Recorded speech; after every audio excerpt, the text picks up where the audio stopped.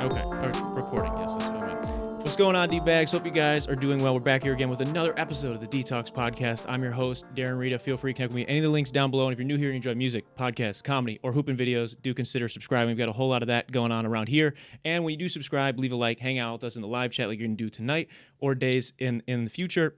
Helps us share conversations and laughs like we're going to have tonight with more people. So do consider doing that. Now, before I can talk to you guys about my guest today, I got to talk to you guys a little bit about car insurance. These days, it feels like things just keep getting more and more expensive. It feels like every day we're talking about how expensive things are or how expensive things are going to be. So what are you waiting for? Give your local Kenosha Auto Insurance a phone call today and let them help you save some money. When you shop locally with Kenosha Auto Insurance, you'll see how simple and hassle-free insurance can be while they get you and your family the best rates. So what are you waiting for? Give them a call today at 262-448-4141. That is 448-4141. The website is kenoshains.com. It's on the screen right now. It's also linked down below. Give them a call. Tell them D-Rita Detox sent you. The worst that could happen is you're going to get the best rates. Cool. This is episode 188, too. I usually say at the beginning, but I didn't. We're not live today, so this is a premiere. You're seeing me from the past today. Just think about that. I usually mentioned that earlier, but with all that good stuff out of the way, I'm pumped to begin to kick it with my guest this week and introduce you guys to him.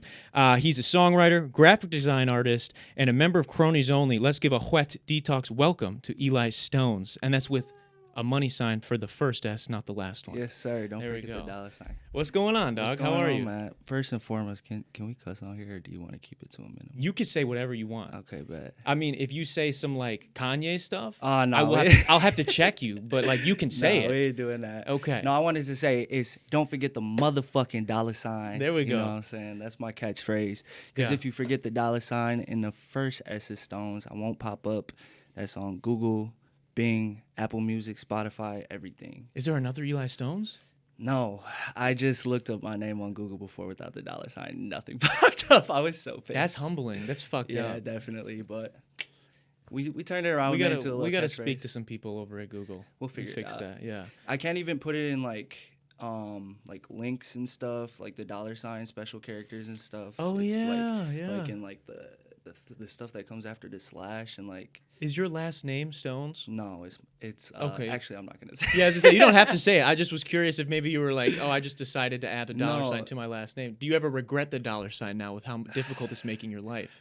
No. I think it adds a little character, but there are times I do regret it. Like people often mess up my name on like show flyers and stuff. So that's disrespectful. Yeah, there's been a time I didn't do a show just because they messed up my name so many times. Really? I've done shows with these people multiple times, but every time I had to correct them on the show flyer about the spelling of my name. How does that conversation go? Like we're like, I mean, I was cool with the guy, so it was like I could talk to him like a homie, so it wasn't super awkward, but it just comes to a point for me like, come on, are you like, do you really like? It's a respect. I feel like it's a respect thing. No, I mean, maybe.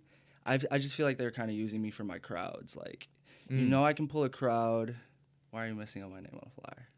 That's what I'm saying. I feel like that's got to be a little disrespectful. Like you respect me enough, right? You respect what I've built enough that you want me here because of what value I'll bring. Mm-hmm.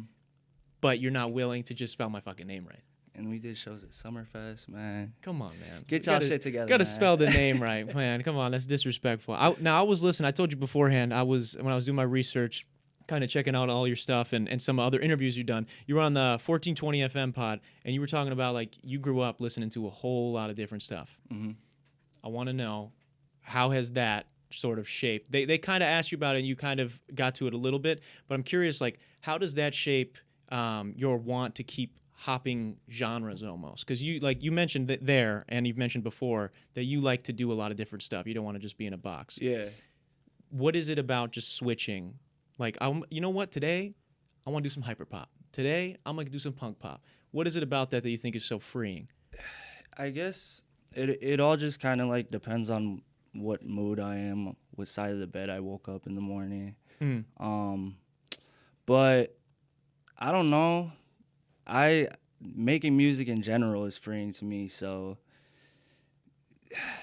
I feel like it definitely gives me like more of an edge, like maybe in the industry, just because I have so much extra background. Like I just didn't grow up listening to rap music. Yeah, I grew up listening to rock, pop, reggae, all kinds of stuff. So You think maybe it gives you like a versatility as an yeah, artist because you actually understand these genres? And not only that, like listening to these different kinds of music gives me like different perspective on emotions and different cultures in music. So I think that's really important to tap into as an artist. So then I'll ask this then. So growing up listening to lots of different genres of music and being influenced by those as an artist yourself, if you had to if we had to delete one genre, what genre are we deleting? If we have to do it. I'm not saying you hate that genre. Right. But if you got to pick one, what is it going to be? Damn. You got to wipe it from the face of the planet. Everybody that's ever made music in that genre don't exist anymore. Maybe they can be people still, but their music doesn't exist. Maybe probably reggae. Reggae. I haven't like just because I haven't like tapped into that genre yet. You haven't got into it enough. Yeah, yet. you know what I'm saying? Pop music and rock and rap have been my main priority. So yeah. Not to say I would never touch it, but yeah. But as of right now, yeah. you're gonna have to say goodbye to all reggae. Unfortunately, there's some sad sad reggae fans out there, right? Yeah. Dude, I'd have to say I'd probably go country. To be honest with you. And I don't hate country. I actually come from like a very small town where like they host one of the biggest country festivals like in the US. That's crazy. So I would have said country, but I never grew up listening to country, so that's just out the window. Yeah. But yeah, no, I don't like country either. Yeah, it's not for me. I there's some songs that are good. There's some bops, there's some very talented people in that genre, as there is any genre. Definitely. But yeah, if I had to wipe one, that's what I'm doing. It's definitely got to be country. So how did we settle on Eli Stones? What's the meaning? Because it's something I forget. I feel like to ask rappers and artists like why the name, and people comment to me later. They're like, Darren, you didn't ask why he chose that name. So why Eli Stones? Well, I went through a plethora of stage names, rap names. My first name, I actually didn't start as a rapper. I started as a music producer, and my producer name was Easy Beats. Okay. And I just kind of got over making beats. It was just very time consuming, and I always just like wanted to say something, Yeah. not just press buttons. What was that like starting out as a producer? Were you like working with individual artists, or were you more doing like the online distribution of like YouTube style BeatStars type beats? No, it started in high school. I think like 8th grade, I want to say. That's as far back as I can remember. That's when I started making beats. I was friends with this group of rappers, and I just thought it was super dope what they were doing, and I wanted to get involved, but I couldn't rap. Yeah. So I was like, all right, I'm going to get the crack version of FL Studio and figure something out. Hell yeah, dude. That's how everybody starts, but right? it ended up like working. They weren't really rapping over my beats, so I shifted over to putting my stuff out on YouTube. And it ended up like blowing up. Like people from like around the world and a couple people from the United States like hit me up to buy beats. So I made a little bit of money.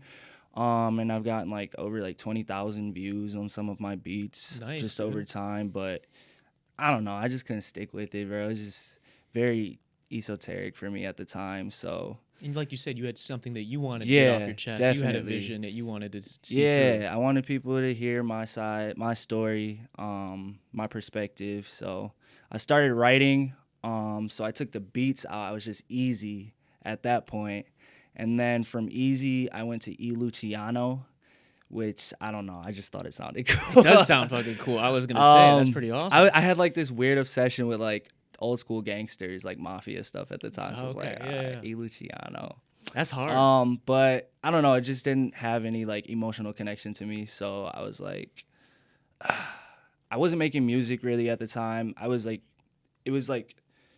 E. Luciano and Eli Stones was like the time where I was like shifting for real from making beats to like actually recording like, my own music. So once I figured out Eli Stones, I didn't have like the meaning in my head right away, but after harping on it, I was like, it sounds like Rolling Stones. And I like grew up listening to rock music and stuff like that. I wanted to be in a band when I was little, so I just thought it was perfect, and I threw the $sign in there because I love getting Add a little money. flavor, yeah. Add a little flavor. That's cool. You mentioned you listened to a lot of bands growing up. Yeah. What's give me like a band. If you were to start a band, did you ever start a band? No, I didn't. The farthest I got was playing drums a little bit, like a drum set. If you were gonna start a punk rock band, what would you make the name? I knew he was gonna ask me this. Like, what would be a good name? You know, you gotta have something like it's gotta be a little edgy, a little weird, Dang, but kind of fun. You know, I'm like so obsessed with the term "in the dark," so probably that. something in the dark, Yeah, like anal in the dark. That would be pretty good, I Yeah. think. Never, no, No? in the dark. No, cause Anal like, with the lights on. I've just, That's what we're doing. Okay, I just. that's Yo, fair. pause there. I want to see. I want to see the act. You want to see the action. You don't want to. I get it. It's No, fair. it just refers to just like being the middle child. I like felt lonely a lot in my life, so I feel like I spent a lot of my time in the dark. So that's you- actually like if I were to have my own like personal label, like Travis Scott has Cactus Jack Records. Yeah. I would want it to be In the Dark Records. It hasn't been like a main priority, but once I get to figure out like how to get this music shit up and running, I'm definitely gonna start like putting my mind towards In the Dark and how I can get like an actual business going, because it's not my plan to sign a record deal or nothing. Yeah, no, you'd prefer to stay independent. That's Yeah. cool. That's what I think. I think that's becoming more and more the norm, actually, as sort of music becomes more accessible to create and more accessible to distribute, right? To streaming services. You got all these different distributors, and they're all trying to offer different deals and different like little bonus and add-ons. So I think it's like it's not easy, but it is definitely the best and easiest maybe it's been to get started in making music, right? It's shifting too. A lot of people are trying to put the ownership back into their hands. Like a lot of artists. There's this guy named La Russell. I don't know if you've ever. I love seen La him. Russell. He's Yeah. super dope. I like how he just does everything Bro, with his his shit is business. crazy. Like, He does the offer up. yeah, like you yeah. offer what you want to pay. I don't know if anybody watching's ever heard of Even, but it's an offer based platform where you can sell your music and your fans basically get to pay however much they want to get your album. And I think that's super dope, because there's people who will pay $1 for your shit and there's people who pay $100 for your shit. Yeah. You know what I'm saying? And then you can really like dissect who's actually fucking with you and who isn't, you know what I'm saying? Yeah. And those people who are fucking with you, you can give them something extra. And Yeah. that's what he does, check him out, if you No, yeah, haven't. La Russell is fucking Yeah, tight, dude. He he's drops tight. gems like Dude, nonstop, dude. Such a great performer too. bro. Yeah, Like, dude, I just he see the reminds me of me clips. a little bit, bro. Like a lot of people don't know how to perform. It's all about being a kid on stage, and he just really fucking has fun. Yeah, And he does. It's super fun to watch his shorts. His shows too, from what I at least recently he's been doing even offer based shows. Yeah, yeah. So it's like I saw it was like last summer that he was doing like shows in his backyard. Mm-hmm. No, he's still doing that. He's too. still doing it, Yeah, dude? That's yeah. fucking awesome. He built a stage in his backyard. He has like a gold card that he offers to his fans, and everybody who has a gold card, I think you have to have a gold card to be able to get to those backyard shows, because it's like ran by his family. Like, Yeah, he's got that's what I see. Like his parents grilling out and stuff, and It's so dope, It's super though. wholesome. Yeah. I don't know. I feel like everybody should aspire to be like that, bro. Yeah. Like it's like At the least take realistic something can get from it. Yeah, for that's. sure. I mean, just imagine. I don't know. Like, imagine like telling you when you were starting out making beats, right? Just getting started in music. They're like, hey, in a couple years from now, you're gonna just walk out your like back patio door, Right. onto a stage, and there's gonna be only people there that really truly fuck with you, and you're just gonna perform your art. That's just That's it's the- pure that's the hard goal, work, man. bro. Like a lot of people ain't dedicated, man. And a lot of people be overthinking. Sometimes I'm that overthinker too, but just put in the work, man. Make sure it's good. Yeah. Have the right people around you, and hard work pays off in that, and it beats talent. What's something that before you started making music, maybe, and it could be even before you started as an artist when you were just producing, what's something about any part of the process of music that maybe you thought was one way, but after doing it now for as long as you've been doing it and being experienced, doing performances, all this stuff, that you are like, oh man, I was wrong on that, or man, this is way harder than I thought this thing would be? Mixing for sure. I was mixing all of my own music at first back in like the sound when the SoundCloud era was popping off. Yeah. I was recording all my stuff on a USB mic in my bedroom, and Humble beginnings. just Nothing wrong like with no, that. for sure, for sure. It definitely did something. Like I had a little fan base going, but that fell after the streaming era came out. But no, definitely mixing, and then also just getting access to a studio. Like that was just like the hardest thing for me at first. I thought you had to have like a record deal or something to get into the Yeah. studio. So it was interesting seeing how easy and accessible studios actually are for artists. Well, let's break it down then. What's that look like the first time you get to go to a studio? How is that? What's the process of as an independent artist who Right. maybe doesn't know? Picture Eli Stones, however many years back before you ever got in a studio.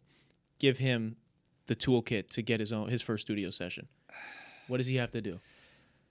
You definitely gotta connect with your community. Connecting with your community is a big part. Getting to know, like, because a lot of people just talk in the music scene. Like, a lot of people be bullshitting. So, getting to know people who are actually like working, tapping in with those people, and creating a relationship with them. And like, I met my engineer who I've been with like since 2017, I want to say. Don't quote me on that. But I met him at something that just like wasn't related to music at all. I was like modeling for this girl's like brand that she was trying to do at the time. And shit! my engineer was one of the photographers for that. Yeah. So me and him were just like off to the side talking about music, and he mentioned he had a studio he was building at the Lincoln Warehouse here. So I just connected with him. I got his Instagram, chopped it up with him a little bit after the photo shoot, and he just gave me the link to his booking website, and the rest was history.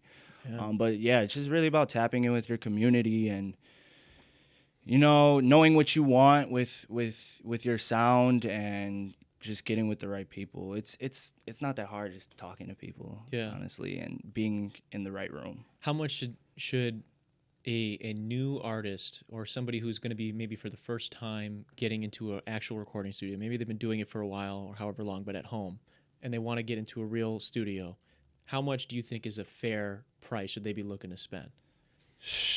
I feel like anything cheaper than $50 an hour, you're getting like an amazing deal. Like if you're paying $40 an hour, that's like, wow. So I feel like bare minimum, you should be prepared to spend $50 an hour, at least like in the city here. Out in like LA and New York, it can be as much as like $70 to $100 an hour. So I don't know. It all depends on where you are. Definitely, if you want quality, if you want to sound like Travis Scott or like have your shit sound like Mike Dean, you know, mastered it, produced it, you're gonna be spending, you know, a buck for sure. But if you just like want to get by, I guess, you know. Do you do like group sessions where you're like, all right, guys, let's get this, because then we could split it, right? Or do they charge you more? No, we're blessed enough to have a producer and engineer on our team who has access to a pretty dope studio. So cool. We're tapped in on that end. So shit, I lost my train of So just thought. building connections is the biggest just- thing. just If you building got the right connections. relationships, if you're just a fucking cool person to be around Yeah. normally, right? Don't be too cool for school, man. You got to make yourself uncomfortable, you know. Yeah. I'm very socially awkward. You might not be able to tell, but like, dude, I get like terrible anxiety. But Really?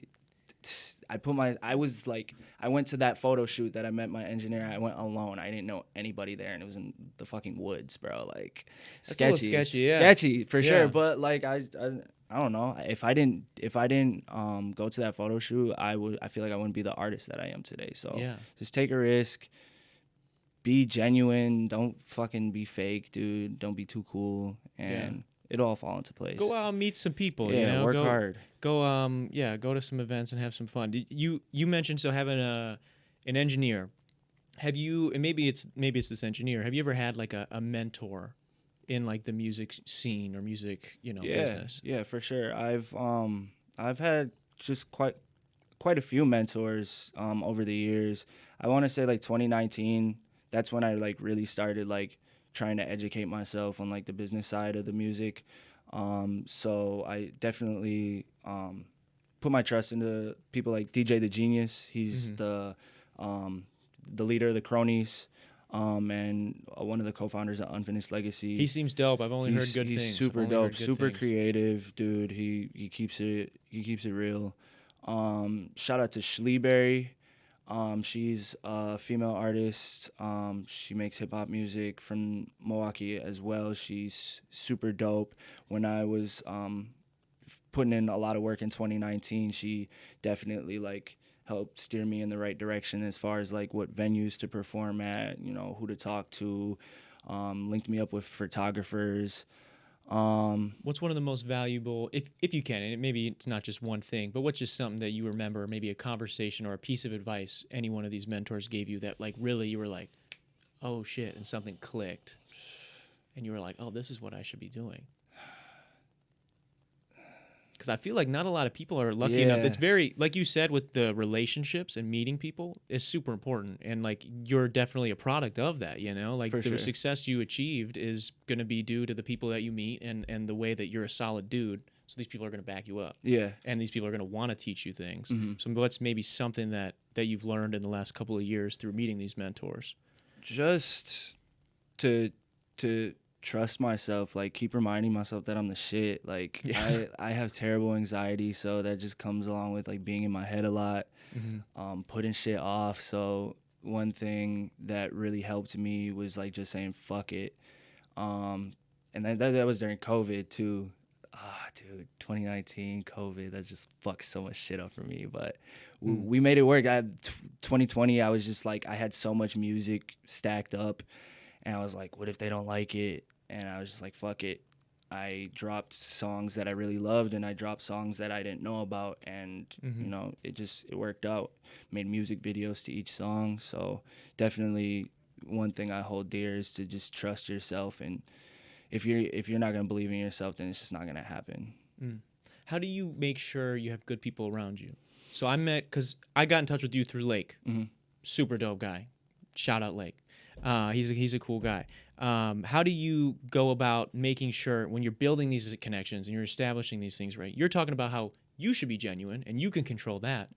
How do you handle and or make sure to avoid people that aren't? I just trust my intuition, man.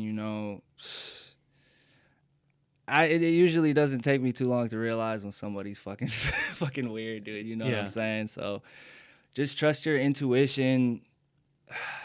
If you're doing this shit for the right reasons, then it shouldn't be hard for you to keep the right people around you. You know what I'm saying? I don't care about money. I just really love this music shit. So I surround myself around people who just really love to make music. So I think that's been a big factor in me keeping the right people around me. Yeah, and I think it's something that I've definitely even just kind of on the outside looking in, seeing your guys' whole crew, and even I went to one of the Unfinished Legacy things at the end of the year. You had the suit on and shit, looking fitted, my Lake boy. finessed me, bro, by the way. He tells me, he goes, it's a fucking formal event. It was supposed to be. He goes, dress up, suit and tie. And I'm like, hell yeah, because I texted, I go, how formal are we talking? Is this like, we just wearing a button up? And he's like, man, as formal as you can go. And I go, suit and tie? And he goes, that will be dope. And I said, okay, I'm thinking he's going to show up in a suit and tie. Right. He shows up in a fucking sweater. With a collar and shit. And I'm like, what the fuck is going on here? I definitely fucked that up too. It was supposed to be a formal event, to be fair, on Lakeside. Yeah. But I was supposed to pull up in a suit and tie too. I wouldn't have left you hanging, but I was relying on my fucking... I didn't know a single person there. Blake's not there right away. And I'm like, what the fuck? And I show up in a suit. People are like, is this guy... just staring at you? Yeah, people are like, who the fuck is this Jesus dude in the suit? I pulled up in leather pants and like a crop sweater. But I was trying to pull up in a suit and tie. I was relying on my high school prom suit, which I don't fit in anymore. Yeah, that's fair. I started going to the gym, you know what I'm saying? Put a little muscle on. You know what I'm saying? So that's I don't fair. fit in that no more. I tried to like go to like H&M last minute. Yeah. But nah, to Not do gonna that. I just happen. wasn't, I was like, nah. Yeah, no, that's fair. Wasn't But meant to be. even so, like, you know, I went there and just getting to see sort of like the true camaraderie, Yeah. especially like the cronies only people had, as well as like everybody else that was there, seemed super dope. You know, I think it's important to keep and sort of maintain relationships with people that are genuine. It seemed like most people there were fucking genuine, Yeah, which is dope. and it usually, like, it comes down to friendship too, and like brotherhood at the end of the day with the cronies. You know what I'm saying? We're not, when we're linking up together, we're not always working on music. Like, we're talking shit. You guys you are know just what I'm saying? friends, yeah. Going out, we're friends before anything. We play video games together and shit like that. Go out to the club. You know what I'm saying? What do you guys be playing? What kind of video games do artists We and rappers haven't- play together? Everybody been super locked in like the past year and a half, so we haven't really been on the game too much. But we play a lot of Call of Duty. Usually it's me and Lake. Gene, DJ the Genius, he would be playing with us a little bit, but not too much.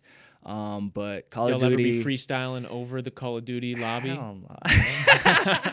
You don't ever plug the music in a lobby with some randos and Dude, be like, "Yo, my friend makes music." Have you ever been in a lobby like with like those people who like make that their thing? Like, Yeah. you come into the lobby like beatboxing and shit. Oh, Dude, yeah. I've always wanted to do that. Like, I've seen all the YouTube videos and stuff. I thought it was super dope, but I've never like I can't do it, dude. I'm not actually gonna lie. experienced it. Even at like day jobs that I've had, like I've been at day jobs and like I make music, but I'm not gonna go up to somebody on my first day and be like, "Hey, guess what? I make music. You should Right. check it out." Yeah, nah.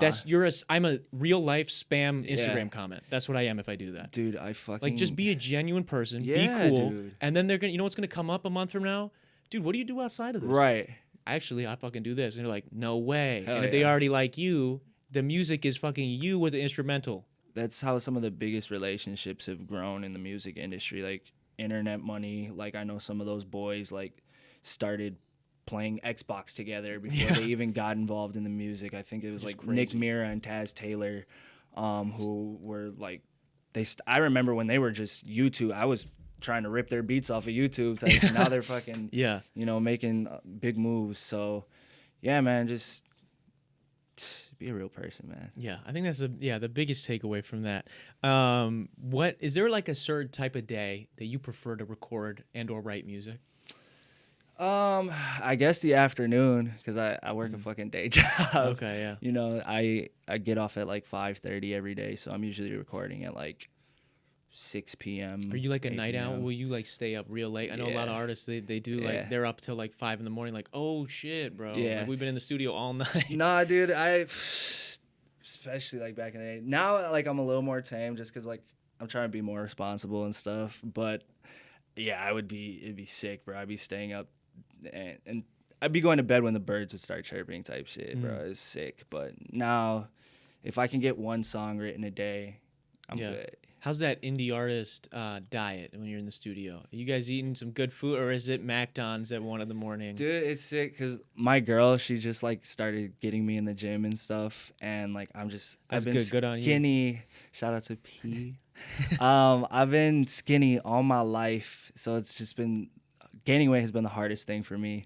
So just trying to like save money and, you know, get the music done in the studio, spend money on studio time and eat healthy. Dude, I be eating like shit. It's a lot, man. Eating McDonald's, bro. Fucking I was cooking for a little bit. Like, I was making this like noodle and Italian sausage dish, but I just got tired of it because I was like the only Just thing I eating know how to that? cook That's it? every day. Yeah, bro. that'll make you tired Every of it, day. dog. You can't do that. You gotta eat something else. We need some McDonald's, variety. Frozen pizza, man. I'm not. I will smoke a frozen pizza any day of the week. Jack's. Yeah. I'll fuck up a Jack's real quick. The whole thing. What's helped you in gaining weight? Because I know my listeners know that's something I really struggled with for a long time. And I played basketball in college for a couple of years, and I was like 165 pounds when I graduated high school. And I like gained 10 pounds the summer going in because I was like hitting the gym crazy and eating crazy. And then I gained another 10 pounds my sophomore season. But it was so hard, dude. I mean, it felt like I was snorting protein at that point. No, I still haven't even figured it out. Like, I've noticed like small differences. Like I've had a bird chest, you know, I finally got a little chest on me. You know got what I'm okay. saying? I do hit some push-ups. There we go. I'm on the bench like crazy, man. I be skipping leg day. Don't be skipping leg day. Nah. We hit legs this Good, week. good. Usually once a week I hit leg, but yeah, I love hitting that bench. Do you think working out helps your mind when it comes to creating? Definitely, dude. And I be dreading it sometimes. Some days I wake up on the wrong side of the bed and I just don't want to go, but I force myself to go, and it just makes me feel super refreshed, super energized, and I feel like, because I always go home and try to write music every day after the gym. I work, gym, home, music, till I can't stay up anymore. But yeah, definitely gives me like a clear mind when I come home and try to create. Especially if you were mentioning that like you struggle with, you know, anxieties and whatnot. That's what it just clears your head, dude. Like just working that sweat up. Like you're just focused on one thing for that moment. I just got to get this bar off my chest up to here, and that just does something, man. It clears your head up. I'm trying to get all the cronies to go to the gym, man. They be bullshitting. Come on, especially bro. Lake, man. You been a skinny boy too long, man. Come on. We need Let to me get you on that bench press, man. Yeah, dude. That's you know what we gotta do. You gotta get we gotta get like a crew of all like rappers and artists in Milwaukee and go for some like long runs. Oh God, that would be good. That's what, dude. I hated running my whole life, dude. And I hate cardio. I'm a basketball player, so like all we do is run. But at least when I'm in a game, I'm chasing a ball or I have the ball. Right. Running for me is a punishment. So I always hated cross country people, track people. I always thought they were psychotic. Yeah. But I've gotten into I ran a marathon 2 years ago. Wow. And I've been with no training, and I've been running so much since then. That's crazy, bro. There was a couple earlier this summer, or towards the end of the summer, I started at 10 miles a week, and because it got cold, I had to stop at 50, but I was like going up 10 miles every week.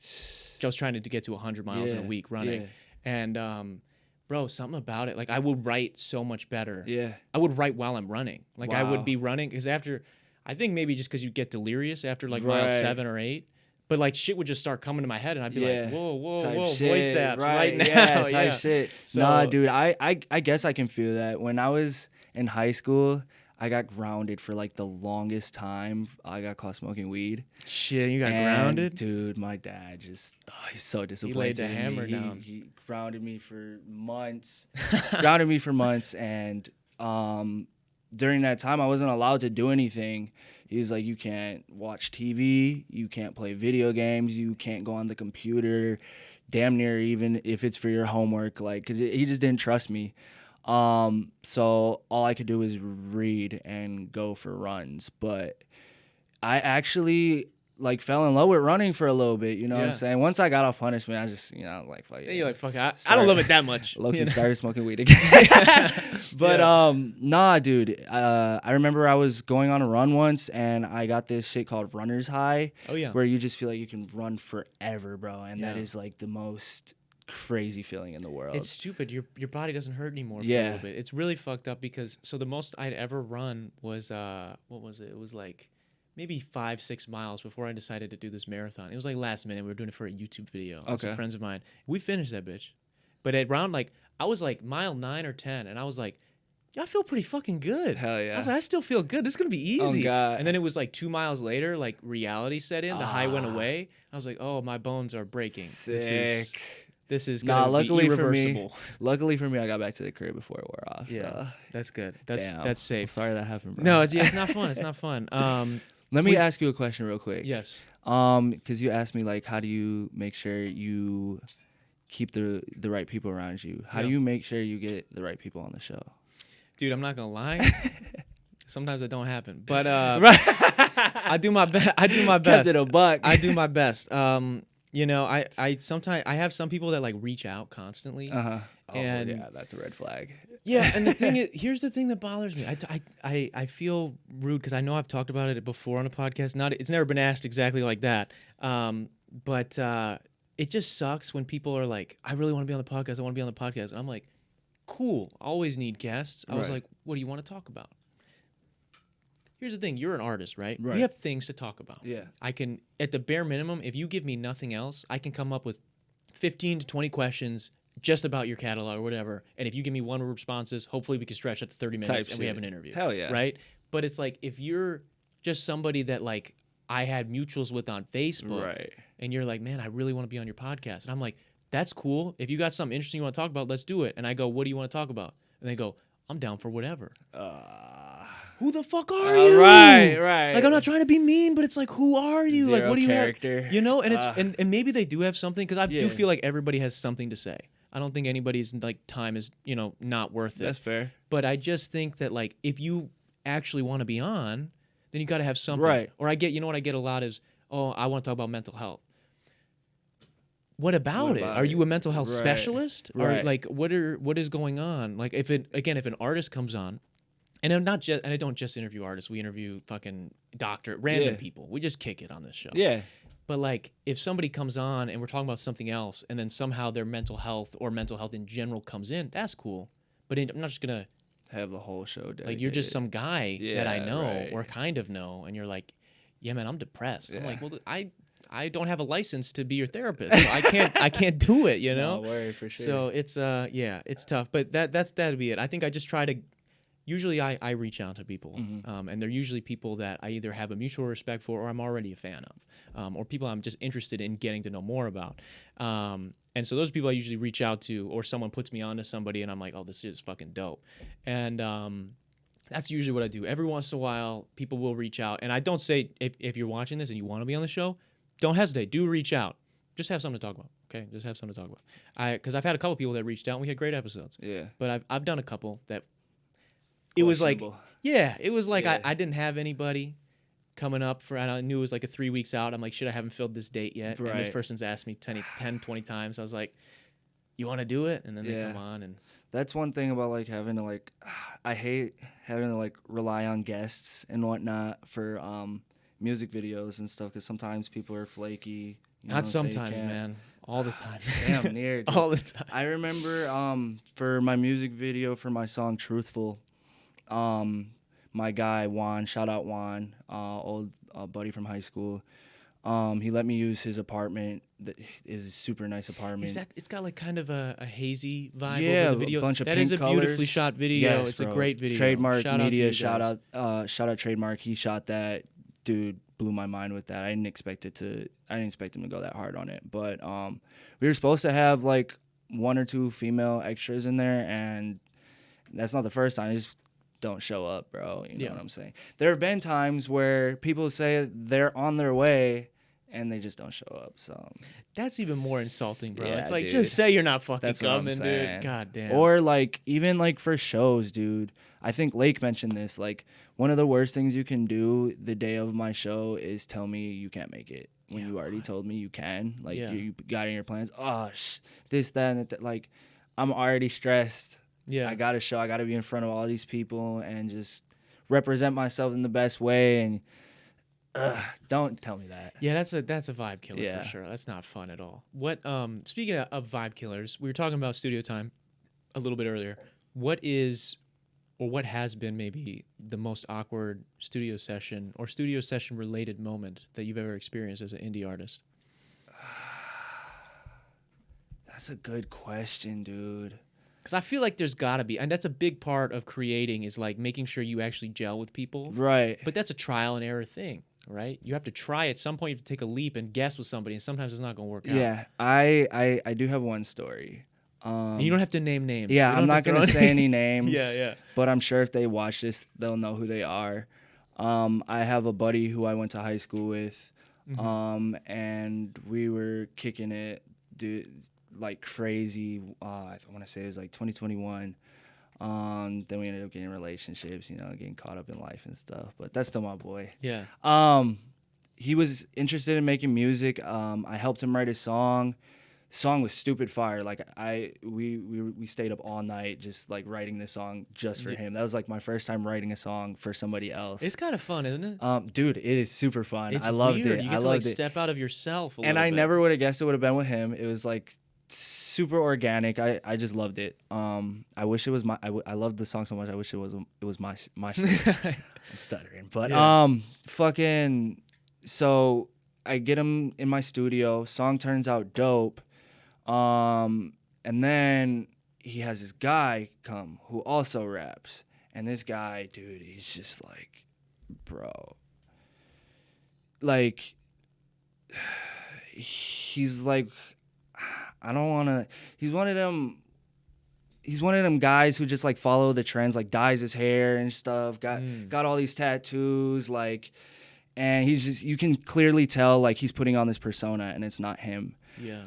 So my guy, we had booked a session and he brought his homie along, and he was just like being this character around my engineer and stuff, and like, I don't know, I just didn't want the weird shit that he was doing, like taking pictures, filming videos, and it's not even his session, just being kind of obnoxious.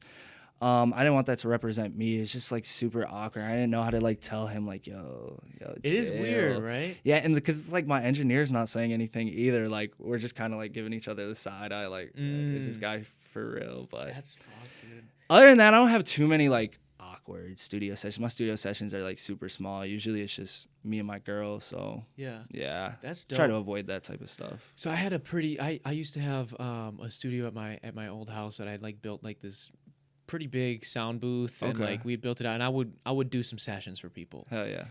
Some of them were awesome, some of them were not. I one time had a friend of mine, and he's dope, and I'll just say that he's dope. He's dope, and he wanted to book a session. I hadn't seen him in a long time. He wanted to book like a 4-hour session, like a long time. He wanted to just like spend the whole day recording. I'm like, okay, let's go.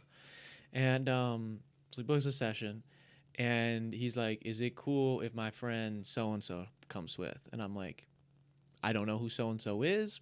Is he chill? Right. Yeah, I'm like, okay, I like you. If you say he's cool, fine. Dude comes, and this is, mind you, this is my house.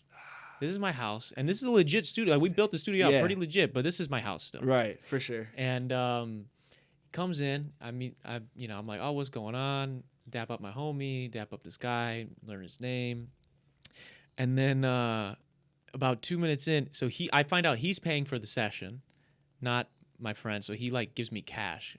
Okay. And I'm like, okay, that's fine. So he slaps some cash down on the table, and then he pulls out a fucking gun, sets it on the fucking table. He's like, is it cool if I brought I don't even know what the fucking name was. Is it cool if I brought that in? I'm like, well, you already did, and you have the gun, so I can't really say no anymore. Right. Because what are you going to fucking do with it? He's like, it's legal. I don't have the paperwork on me, but it's legal. I was like, I've never had this conversation, so this is fun. And Where is this? This isn't here. This is not here. I wouldn't be surprised if it was here. This was in like very rural Wisconsin. That's some Milwaukee ass shit. Yeah, and I was like, Jesus wow. Christ. Yeah, so he just pulled it out of the pants, set it on the table, and he's like, is it cool if I brought this in here? I'm like, you just asked me if it was cool that you brought this in. It's a past tense question. That don't make any sense, bro. It's here.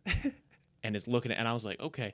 And then at one point he was taking a video, and he was like messing with like it had like a laser sight on it. I was like, dude, this is my house. Like, we need to stop. And so that was awkward. I've had a couple awkward sessions, but that one's fun. At least it's funny now. I got to, say I had that. And actually the session went fine. They made a good song. I thought they were both happy with it. Well, at least something good came out of it. But yeah, it was. That's a mess. I was sweating for a second. He's flashing his beam around. Yeah, like he was like in the corner for a minute. Like his one homie was like focused on like what I was doing with the mix, and he was just like, yo, and I see him in the corner like taking a Snapchat, like I'm in the studio with this. Like, I'm like, what the fuck? Like, okay, I'm just gonna keep mixing. It was fine. But yeah, so that was a little awkward. Speaking of awkwardness, though, have you ever had a homie skip your song at a party? Have you ever caught somebody that you're cool with skip your song, and you're like, what the fuck just happened? Yeah, my girl. Yeah? What's going on? That's what they, dude. That's what they be on. She was playing another Milwaukee rapper. No. Oh no! No, that's no. I'm just that's playing. foul. I'm just playing. Nah, but the worst thing to me, nobody's like skipped my song. Mm-hmm. Maybe like, if we're the homies and like we're vibing, we don't want to listen to I've skipped my song sometimes. It's just not the vibe. You're allowed to, though. Shit. But the worst thing to me is like, I'm like with my guys and like, hey, play us some new shit, bro. Play some new Eli Stones. And we're in the car smoking or whatever, doing whatever we're doing. Play the song, and then they fucking just start talking over it the entire time. Yeah. That is the worst. And you just kind of like, at first, bro, I would get butthurt, bro. I'd be like, y'all don't support this shit that I do. Da, da, da. Yeah. But now I just kind of like accept it. Be fucking like, pissed. Join in on the conversation. Like, yeah, that's tough. That's never fun when they just start talking about something completely Dude, different completely after they asked you unrelated. to play unreleased, I'm which is like, a vulnerable thing to do. exactly. Yes, Yeah. definitely. Like and it's just little shit like that. Is like you mentioned it before. That's not the first thing I'm gonna do is tell somebody I make music, bro. Like it's shit like that. Yeah. I've been asked what I do, and I said music, and I've been laughed at. Yeah. And this is why while I worked at Qdoba, Damn. my coworker who was working the same fucking position at me laughed at me. Like, bro, we're working the We work at same fucking fucking Qdoba. job. I'm your manager. Like, bro. Damn, bro. Managing a Qdoba and fucking writing rhymes on the side. That's dope. Qdoba or Chipotle? I actually prefer, I'm not even saying it just because you work there. I actually prefer Qdoba. I prefer Qdoba. They Yeah. got a plethora of flavors. I think that their queso is a billion times better. Yes, by the definitely. Way. Like it's not even close. Chipotle's queso tastes like dead bodies, bro. Like Yeah. it's just bland and unloved. Exactly. Yeah, it really is. What's your go-to order from Qdoba? Lately it's been the burrito bowl. Like on days where I'm trying to like get like a big protein intake. Yeah, they're good for that. But like days where I'm like not too hungry, I'll ask for a mini bowl and then I'll get a tortilla on the side, and then I just roll my own burrito.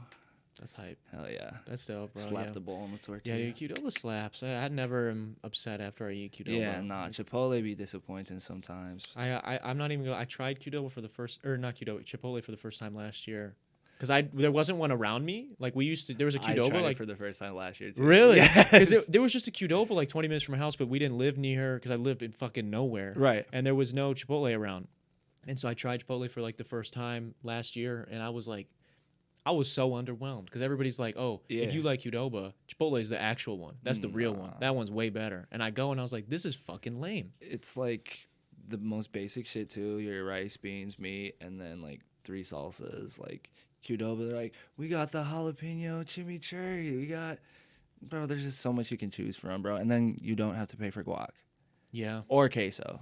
Yeah. Get your shit together, Chipotle.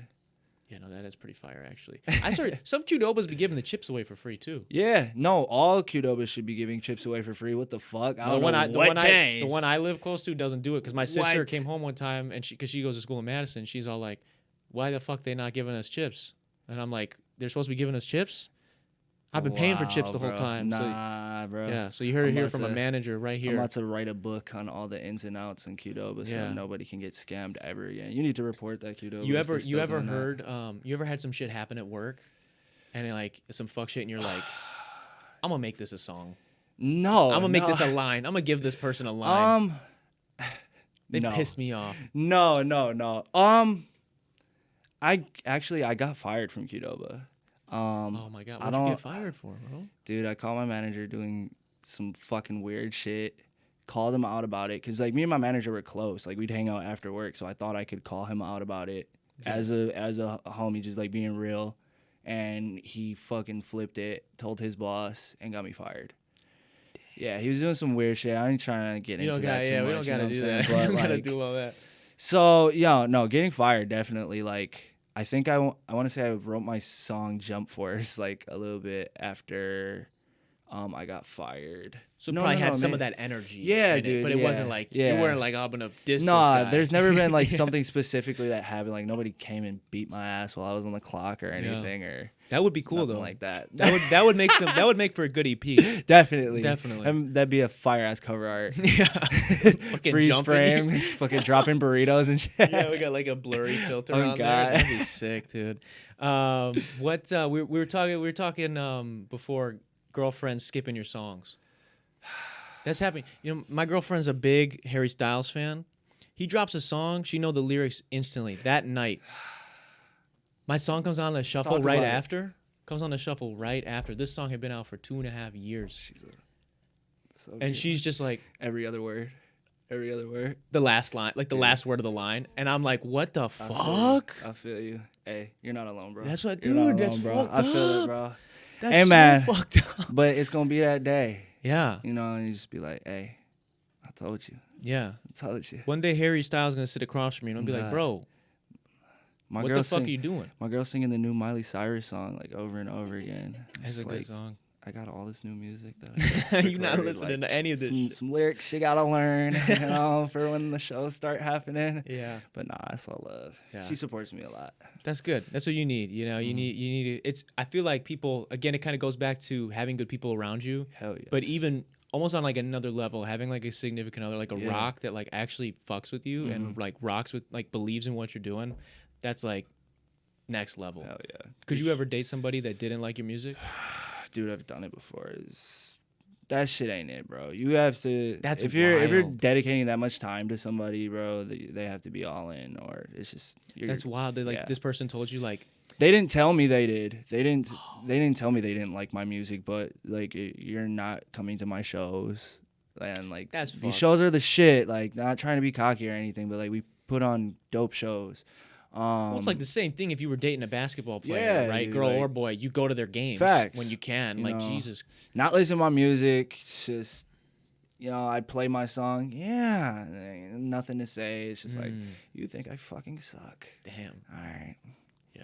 That's where, it comes back to just believing in yourself, because it's not going to work out if you listen to everybody else around you telling you no or why something can't happen. I hate that shit. So stay true to yourself. Yeah, it's not good to have like energy, people around you with that kind of energy. That's not going to help you at all.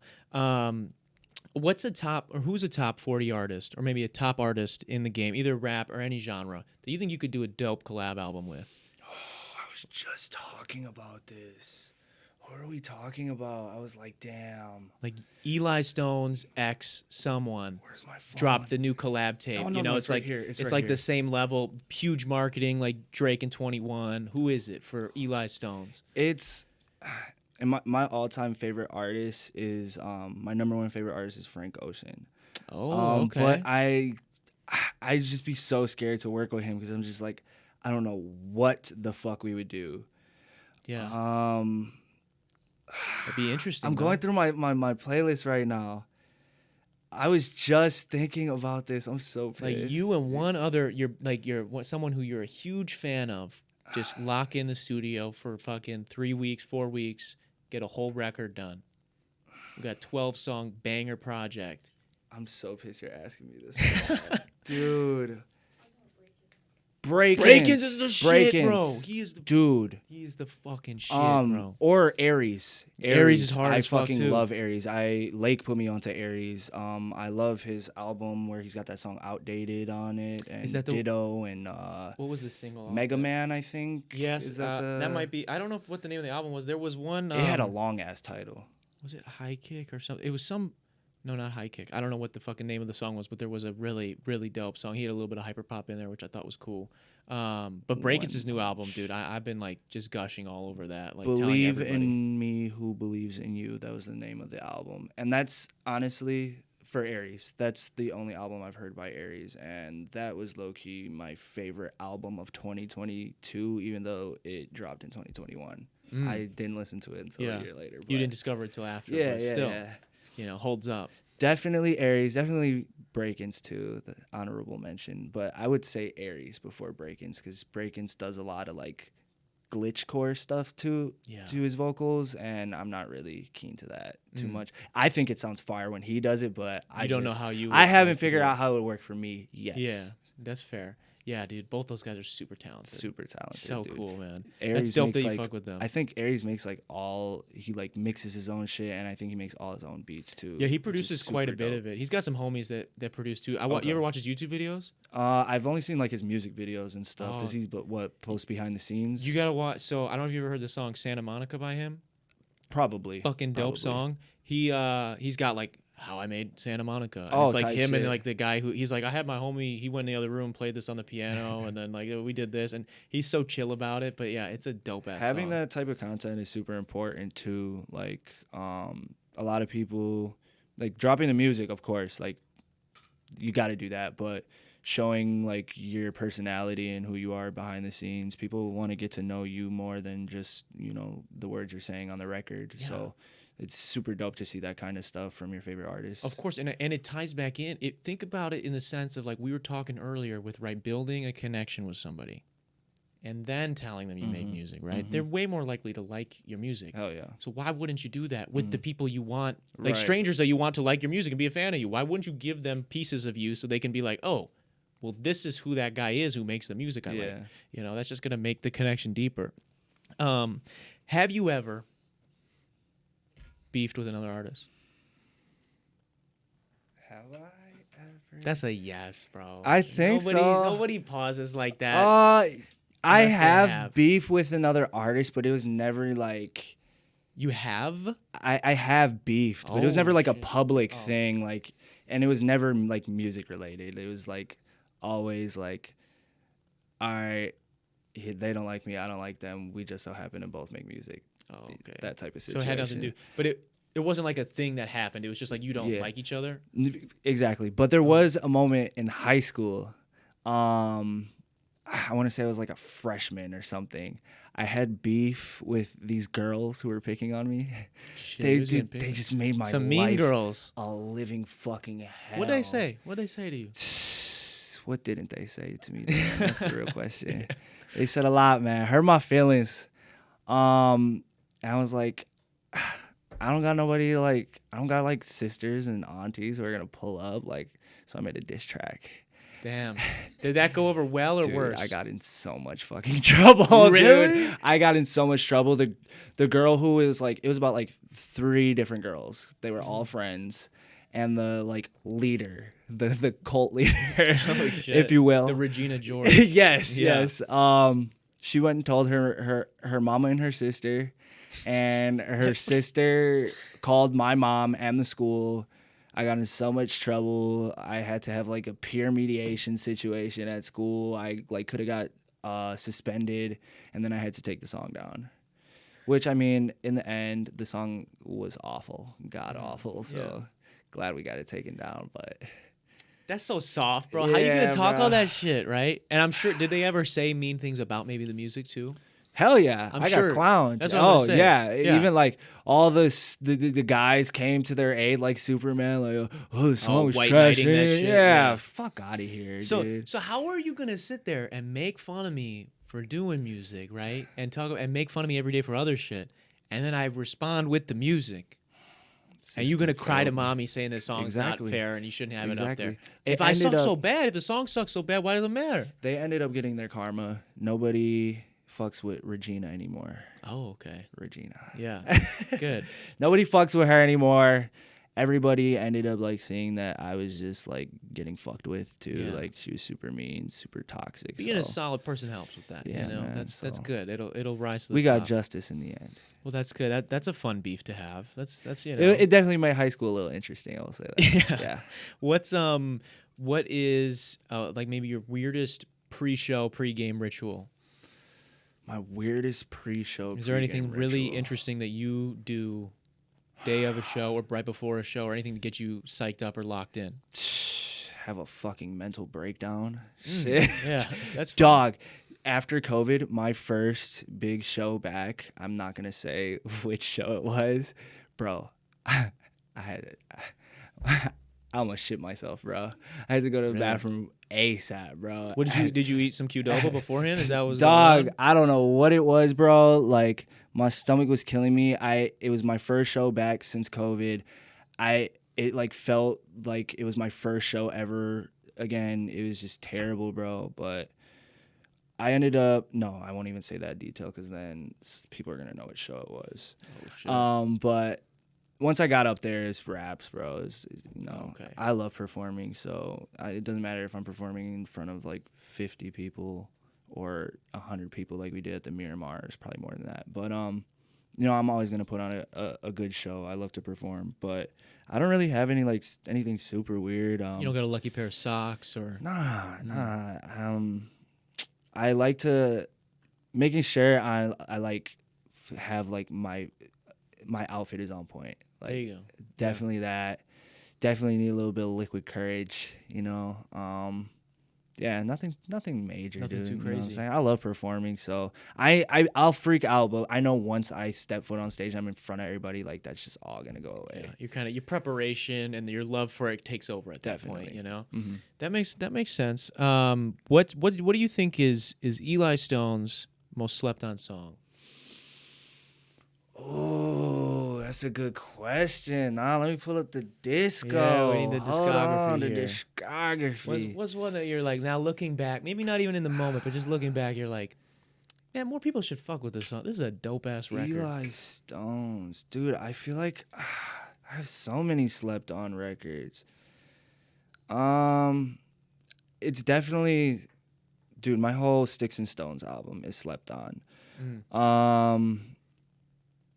I want to say Came Along, which is like the way I have my album set up is there's a poem as the first song, and then the second song is the actual first song, but it's called Came Along, and that was one of them songs where I was just like, it took me forever to just like find the words to like explain what I was going through in that situation.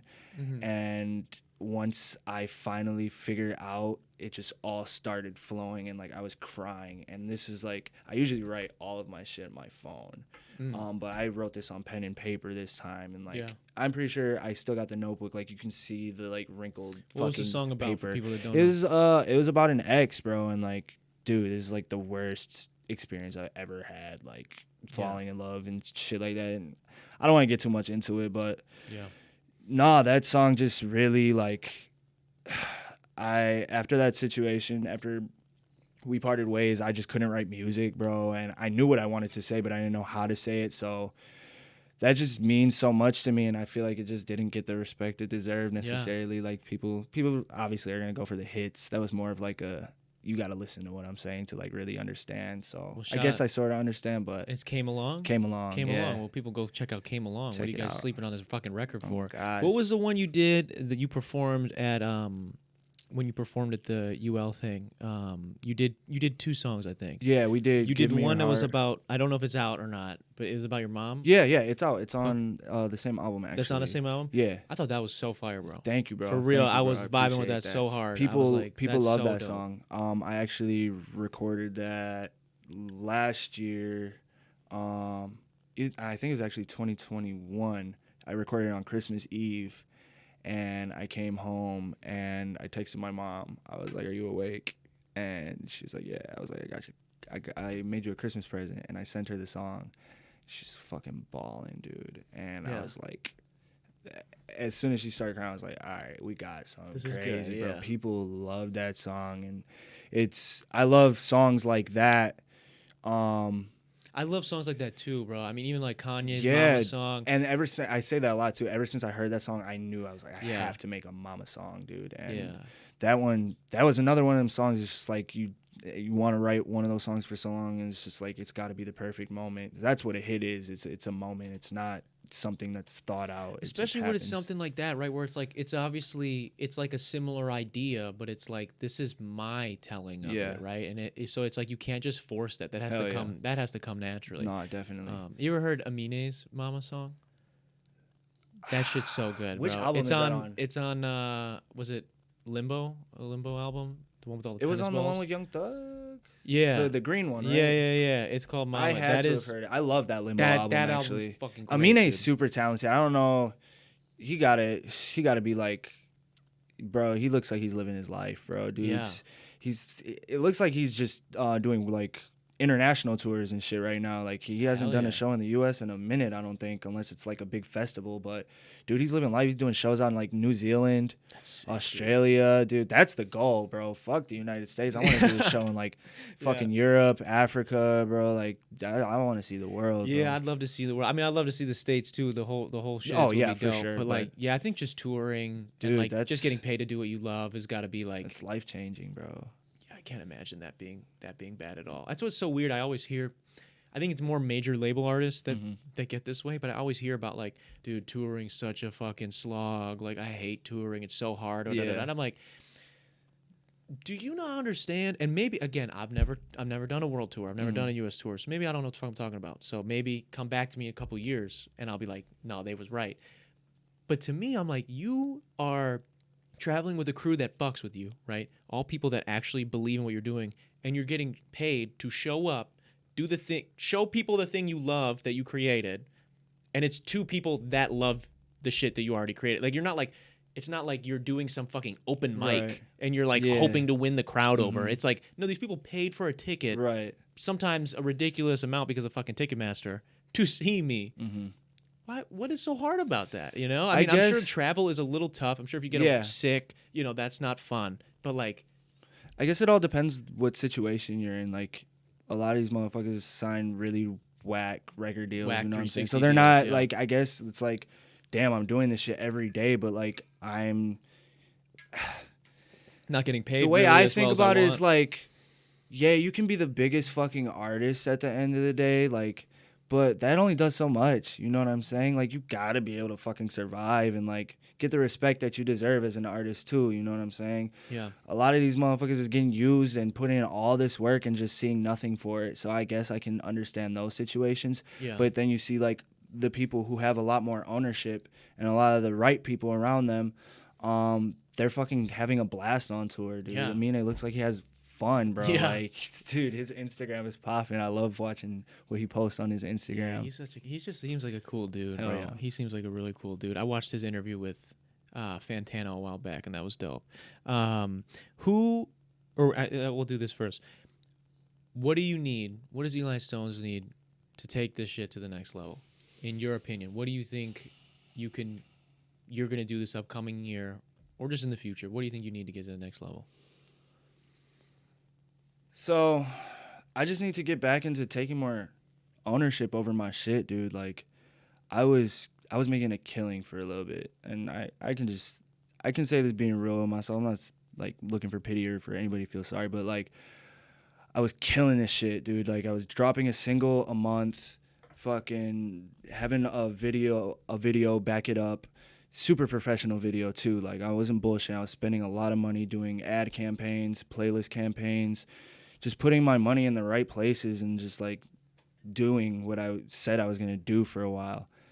So that was working out, and I ended up getting involved in this management situation.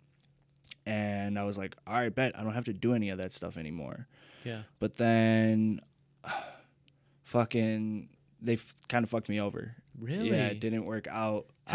First off, I don't mean to cut you off. How did you get in touch with the manager? Did they reach out to you? They reached out to one of my homies who's also a very talented artist. I don't want to say his name, but me and him have music together, and they heard one of his songs that we had together, and they really liked that song. Not necessarily for me.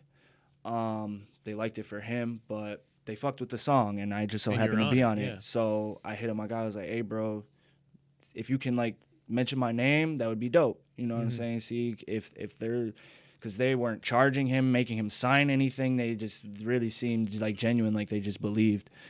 So he mentioned my name. The guy, the CEO, he ran through all my music, my YouTube page, and he saw my work ethic, and he really fucked with it. But I don't know, it didn't work out. I didn't really agree with the way he wanted us to work. He's kind of working us like slaves, and like if we had anything to like combat what he said, which you should be able to just talk about everything if you're a team. Yeah. He make you feel like shit for it. And what's like, something you got into management with? Say again? What's something that you got into an argument with about with your management? Just little shit like my recording situation. Like, we couldn't get my auto-tune right. And I was given the option to either deal with it or get flew back out to Milwaukee, because I was in California for this. Okay. And so what was going on? The engineer was fucking up your auto-tune? Or? We didn't even have an engineer. Like, it was okay. all like we're building from the ground up. Like, we had connections with people and like who used to work with YG and shit like that, like YG's old manager. But I don't know, man. It just didn't work out like with my formula and like what I'm comfortable with. Were you paying these people money? No. Okay. No. That's good. That's why I was all for it at first and like willing to do so much, but I don't know, dude. It got weird. Yeah, that's gotta be tricky, dude. Dealing with that's the thing. I've had a couple people reach out for like management stuff. I would love that, to be honest with you. I mean, you know how hard you're putting in all this fucking work. Yeah. You're wearing all these different hats, organizing all these different things. When I was listening to that other interview you did with, was it 1420 FM? You were talking about how you'll even do full treatments for your videos before you go to the videographer, right? Yeah. I'm the same way. Like, I want to do every part of the shit. Yeah. I care about it. But I would love if I could, like, maybe not have to worry about finding the extras or finding the gaffer for the light or these other little things. Right. That would be dope to have a manager for Hell that. yeah. But then you get in contact with some of these people and they're just like trying to do ridiculous shit, bro. Like taking like 30% off the top of anything they get you. Whoa, 30 fucking percent, bro. In what world do you get 30% of my show? Fucking wild, bro. Like of me doing a show. Yeah. That's ridiculous, you know? Nah. So and you're just like, oh, well, nice talking to you, trying to be professional. But it's like, or they come with some backhanded shit where, and it sounds like in your case, they come in with what seemingly good intentions. Yeah. And then throughout working with them, you just find out it doesn't work. Some sweet talkers, dude, and don't get me wrong, I don't want to like throw them under the bus completely because my guy's with them and whatever situation they got, he like fucks with them and it's working out for him. Yeah. It just didn't work out for me and what I want as an artist and you know how I respect myself and you know expect to be treated as an artist. If you're my manager and you're supposed to be pulling the strings and getting my shit played in the right rooms, like I don't know. He just didn't. He said no to his job, essentially, at the end of the day. Yeah, that's tough, dude. Because you got to have... Maybe this is a pride thing for me, and maybe it's an issue, but I don't want somebody who's going to be my manager who's not actually a fan. Yeah, and it took me a while. Because I was there. I was stuck there for the month. And, dude... He was a sweet talker, like you said. Like I had to find out the hard way. Like this guy really doesn't fuck with my music because I would be recording music there, and all of us, all the artists who were staying there, we were all recording new music, but he would just never play my shit, ever. And I even had new music recorded, like all this music from the Sticks and Stones album in the vault, and he would just never play my shit. So I'm just like. You guys never did you ever be like, yo, what the fuck are you not? Yeah, we ended up having like a crazy argument, bro. What like, did he say? What was his reasoning? Like was he like honest? Like I just don't fucking like it, no, or was he? No. The way he put it is, I like your music selfishly. Kind of like I like your music. What I got from it, I like your music, but nobody else will. It's like I think you're pretty, but you're actually ugly as fuck. Type shit. That's so wild, dude. I don't know how you. I mean, good on you for not beating the shit out of this person. Dude, it fucked with me like so bad, bro. I was like, am I in the right profession? Like, I just, bro. Especially and then on top of that, bro, and then I got out of that fucking relationship, bro. It was bad, bro. Like I was down bad, bro. Couldn't write music, bro. Like. I thought about quitting, bro, for a long time, which I'm glad I didn't, bro. And yeah, thank God you didn't, man. Dude, it all worked out for the best too, bro, because where I'm at right now, like I've been confident, bro, but I've never been this confident. So I just hope everybody's working fucking hard, bro, because when I drop this shit, bro, I'm good. It's gonna be so good, bro. I can't wait for everybody to hear it. I'm excited to hear it myself, man. That's good. That's good to hear that you were, in that place and you were able to get yourself out of it. I think that's dope. Speaking of, you mentioned over on IG, there's a new era. Yes. We got the Prince of Hyperpop. Yes, sir. Is going to be coming to town. Can we get a little bit of an idea of what the fuck that means? It's crazy, man.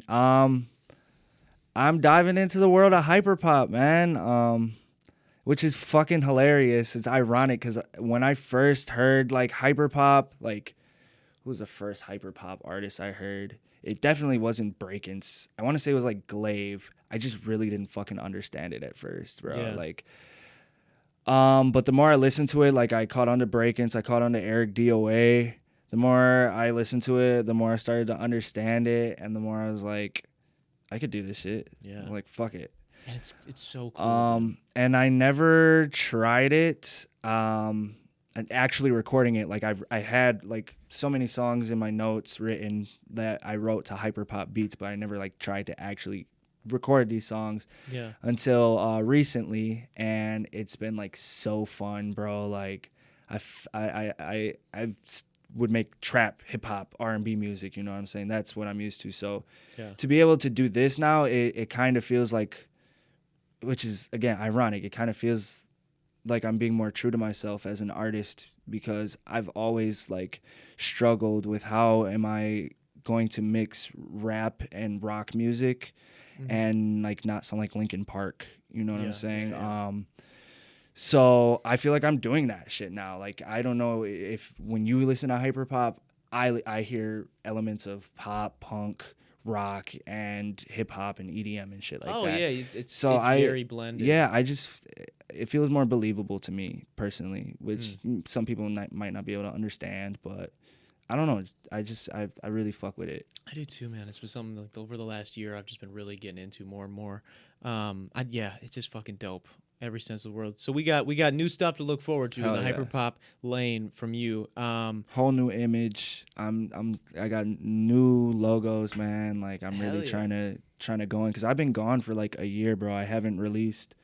Like February 20th, it'll be a year since I've released any of my own music. So it's been a minute. Yeah, dude. I gotta come with a bang, man. Yeah. And that's some advice that people should take. New artists, or even artists who like feel lost, when you come back, make sure you give these motherfuckers a reason to go to your page and check your shit out, bro. Come with a bang, come with intention.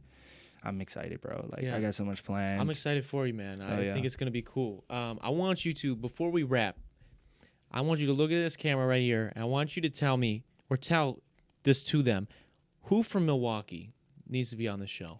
Who do we need to get on and have a conversation with, crack some jokes with? Who do you want to see on this show? Yo, this might be hectic for you. Okay. That's good. I want you to get Ayo Lee on here. Do you know who that is? I have no idea. Dog. His name is like Brotherman Official on Instagram. Have you heard of that guy Eli? He's a producer. Yeah. I saw. He makes all of his beats and like engineers all his shit. But dude, he's got 20.8K followers on Instagram right now.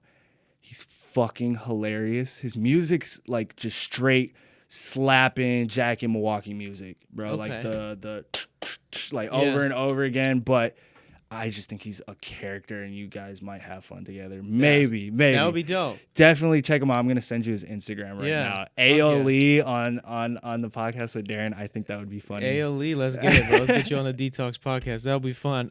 Before we wrap, then, man, you got any questions for me? Anything you want to get off your chest before we wrap? Anything else? Man, nah, man. Thank you for having me, man. This is like. I fucking hate interviews, bro.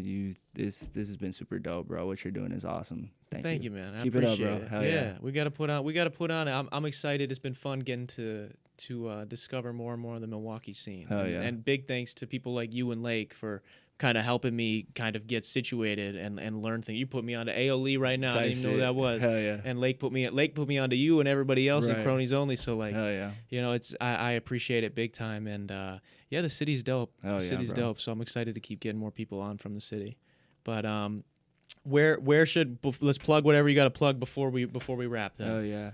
Y'all can follow me on Instagram, all social media platforms at Eli Stizzy. That's ELISTIZZY.